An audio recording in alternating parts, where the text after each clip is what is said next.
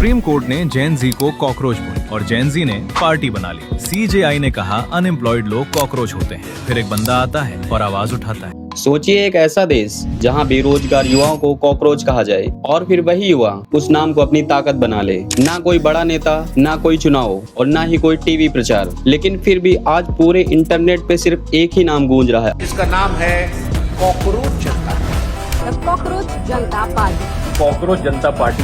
Cockroach जनता party. Cockroach जनता party. Cockroach जनता party. Cockroach जनता party. एक meme, एक joke और देखते ही देखते करोड़ों लोगों की ऑनलाइन भीड़ जमा हो जाती है। इंस्टाग्राम पर फॉलोअर्स इतने ज्यादा बढ़ गए हैं कि बड़ी बड़ी पार्टियों की टेंशन बढ़ गई है। लेकिन असली सवाल ये नहीं है कि वायरल कैसे हुई, असली सवाल ये है कि आखिर ये कॉकरोच जनता पार्टी क्या है। और जो बात मैं इस वीडियो के अंदर कहने वाला हूँ वो शायद आपने कहीं न कहीं जरूर सुना होगा। नमस्कार दोस्तों, welcome back to the channel. आज की वीडियो सिर्फ एक ही मीम ट्रेंड के बारे में नहीं है, बल्कि हम आज बात करेंगे उस चीज को जो शायद आने वाले समय में जो सोशल मीडिया की पूरी राजनीति बदल दे। और सबसे बड़ा सवाल ये है, क्या भारत का जनरेशन जेड अब मीम से रेवोल्यूशन करेगा? आज की वीडियो में हम जानेंगे इस पार्टी की शुरुआत कैसे हुई और कौन है इसका फाउंडर। तो वीडियो को इन तक जरूर देखना, क्योंकि आखिरी में जो सच सामने आएगा वो शायद ही आपने कहीं न कहीं जरूर सुना होगा, या फिर हो सकता है आपने ना सुना हो। तो कहानी शुरुआत होती है एक ऐसे बयान से। हाल ही में इंटरनेट पर एक खबर तेजी से वायरल हो रहा है, जिसमें बेरोजगार युवाओं को लेकर कॉकरोच वाला बयान चर्चा में आ रहा है।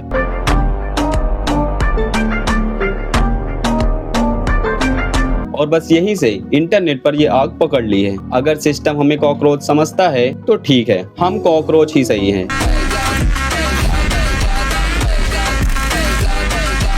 और फिर जन्म हुआ कॉकरोच जनता पार्टी यानी सीजेपी। इस पूरी मूवमेंट के पीछे जिस भी शख्स का नाम है वो है अभिजीत दीपिके। और रिपोर्ट्स के मुताबिक इन्होंने इस पूरे आइडिया को पहले एक स्टेयर यानी मजाक के रूप में स्टार्ट किया, लेकिन उन्हें खुद ये अंदाजा नहीं था कि ये उनका मजाक कुछ ही दिनों पर इंटरनेट पर वायरल हो जाएगा। अब लोग इस पर मीम बनाने लगे, इंस्टाग्राम पेजेस बनने लगे और रील्स वायरल होने लगी। और देखते ही देखते लाखों लोगों ने सीजेपी पेज को फॉलो कर लिया। अब सवाल आता है, आखिर लोग इतने पागल क्यों हो गए हैं इस ट्रेंड के पीछे? क्योंकि ये सिर्फ एक मीम नहीं था, बल्कि ये फ्रस्ट्रेशन था। फर्स्ट ऑफ ऑल बेरोजगारी, पेपर लीक, ऑनलाइन ट्रोलिंग और पॉलिटिकल मीम्स और युवाओं का गुस्सा, सब कुछ एक सिंबल में बदल गया जिसे हम कॉकरोच कहते हैं। कुछ रेडिट यूजर्स ने इसे यूथ फ्रस्ट्रेशन का आवाज कहा और यहाँ से चीजें और भी क्रेजी होती चली जा रही हैं। लोगों ने तो एआई स्पीचेस बनाने शुरू कर दी, fake election composition, cinematic edits और फनी मैनिफेस्टो तक आने लगे। और कुछ वेबसाइट ने लिखा कि कॉकरोच जनता पार्टी पूरे इंटरनेट पर छा गया है। लेकिन कहानी यही खत्म नहीं होती है। धीरे धीरे पॉलिटिकल लीडर्स भी इस ट्रेंड के पीछे पागल हो रहे हैं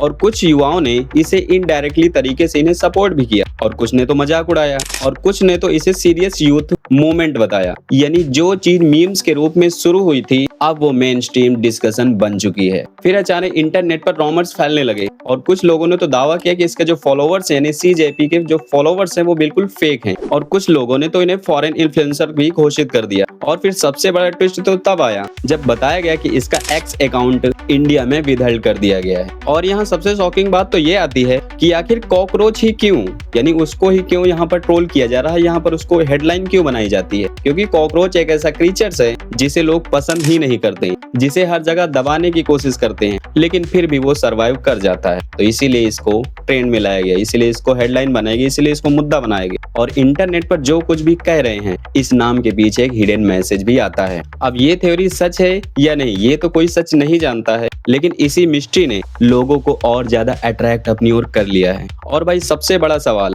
इतने कम समय में मिलियन फॉलोवर्स में कैसे आ सकते हैं? क्योंकि नॉर्मली किसी पेज को ग्रो होने में सालों साल लग जाते हैं, लेकिन यहाँ कुछ दिनों में एक्सप्लोजन हो गया है, मतलब बहुत ही जल्दी फैल गया है एक वायरस जैसे की तरह। मीम्स पेजेस ने सपोर्ट किया, वायरल रील्स ने बूस्ट किया, यूथ ऑडियंस इंस्टेंटली कनेक्ट कर ली गई। लेकिन कुछ लोग ये भी दावा कर रहे हैं, क्या इसमें बोट्स भी इस्तेमाल हुए हैं? क्या फॉलोवर्स रियल नहीं है? क्या ये सिर्फ एल्गोरिथम का एक गेम है? हालांकि इसका कोई ऑफिशियल पॉइंट नहीं मिला है, हालांकि इसका कोई ऑफिशियल प्रूफ प्रूफ नहीं है, लेकिन कंट्रोवर्सी जितनी बढ़ गई है ट्रेंड उतना ही ज्यादा वायरल हो रहा है और यही इंटरनेट की सबसे बड़ी डेंजरस रियलिटी है। और भाई सबसे ज्यादा आजकल ट्रुथ से ज्यादा वायरलिटी इंपॉर्टेंट हो चुकी है। जरा सोचो, अगर युवा नौकरी को लेकर परेशान, भविष्य को लेकर confused, social pressure, compression, mental stress, और जब कोई ट्रेंड उनकी फीलिंग्स को जोक और मीम्स में बदल देता है तो लोग इंस्टेंटली उससे कनेक्ट हो जाते हैं, क्योंकि उन्हें लगता है कि ये बात हमारी ही कर रहे हैं। पहले लोग आंदोलन सड़क पर करते थे, अब लोग इंस्टाग्राम रील्स पर कर रहे हैं। मतलब जो चीज पहले ऑफलाइन होती थी अब वो चीज ऑनलाइन हो रही है। पहले पोस्टर्स लगते थे, अब मीम्स वायरल होती है।